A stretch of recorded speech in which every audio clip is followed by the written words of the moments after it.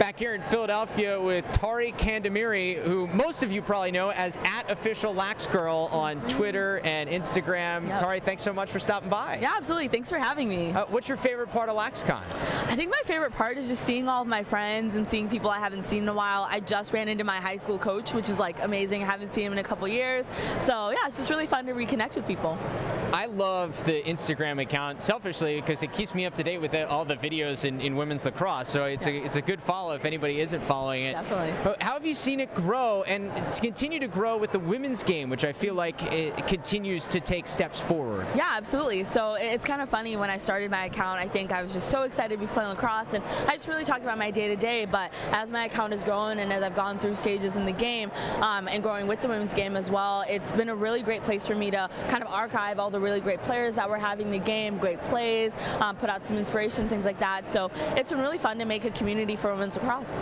Players like Kayla Trainer and Kylie Oldmiller really help things when they throw the BTBs. It's great. Yeah, exactly. And it's so cool because it's real time, right? So when it happens, it's, you know, I'm getting a clip from y'all, I'm getting a clip from one of their team accounts or something, and I can just retweet it, I can repost it immediately, and we're getting those real time excitement and notifications right away. Yeah, and those videos are awesome because they're really, really good at what they do. They are very good. You have really become even more partnered with U.S. Lacrosse over the last couple of years, and I know you are heavily involved in coaching the sport as well. Yeah. Tell me about the certification you've gone through and what the kind of value it's brought sure, to you. Absolutely. Yeah, so I'm involved with U.S. Lacrosse in kind of two different ways. The first being the U.S. Lacrosse Sankofa Lacrosse Clinic Series, which was founded by Chaz Woodson in cooperation with U.S. Lacrosse, and it's really awesome. We travel all around the U.S. and we put on clinics in different neighborhoods for different kids, and it's just so much fun to really bring lacrosse to new places that maybe don't have it, or continue fostering the growth of lacrosse in those neighborhoods. And then I'm also getting involved with the coaching development program with U.S. Lacrosse, so learning kind of how to help coaches really make lacrosse fun for their players at any level. I was able to get my level 1 certification in Las Vegas at the West Regional Conference, and I'll be doing my first couple sessions this year, so really, really excited for that. That's awesome, and we were talking earlier about the level 1 certification and how important it is because it allows people to learn how to coach at the youth level, which can be so important in kids wanting to stick with the sport. Absolutely, absolutely, and we talked about that too. I just attended the diversity and inclusion panel, and one of the main points that we all took away was the importance of fostering a really fun environment for your players and making them want to stay, want to bring their friends, and just kind of the retention. So we're helping coaches come up with really fun games to teach, you know, things like defense or fun ways to exercise and just learn stick skills, basic things like that. So it's just, an overall really great community, and we're led by a lot of really, really great trainers, so I'm really excited for that.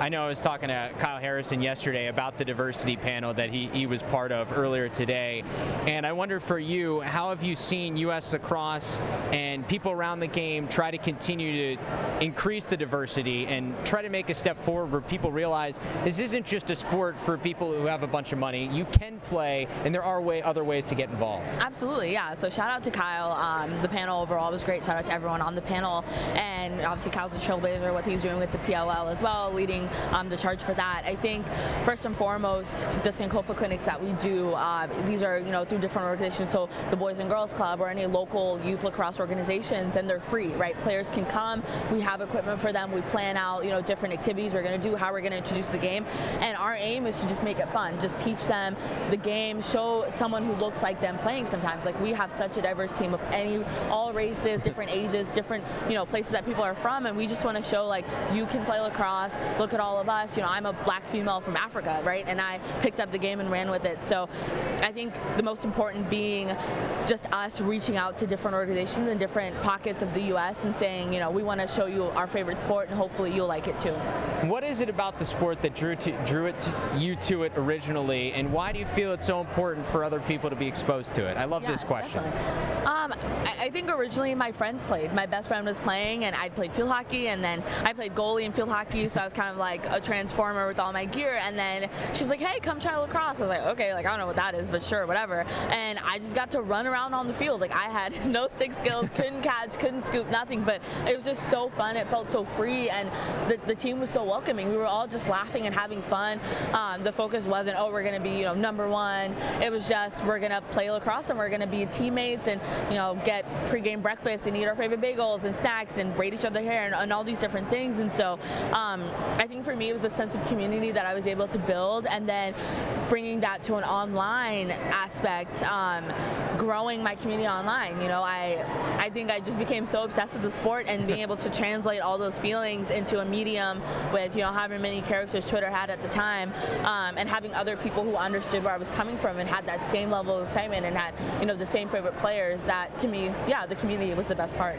Community you get to reconnect with here this weekend. Yeah, absolutely. And it's so funny because now some of the players that I've looked up to for forever, coaches I've looked up to, are people that are now my peers that I get to talk to, I get to work with, and it's just so gratifying. And I want others to have that same experience where they enter lacrosse as a fan, as a player, and then you kind of move through, you become a coach, you become an advisor, and just continue to grow with the game. Tari, we appreciate the time. Enjoy the rest of LaxCon. You can find her at official LaxGirl. Give her a follow. Yes, please. Thank you all.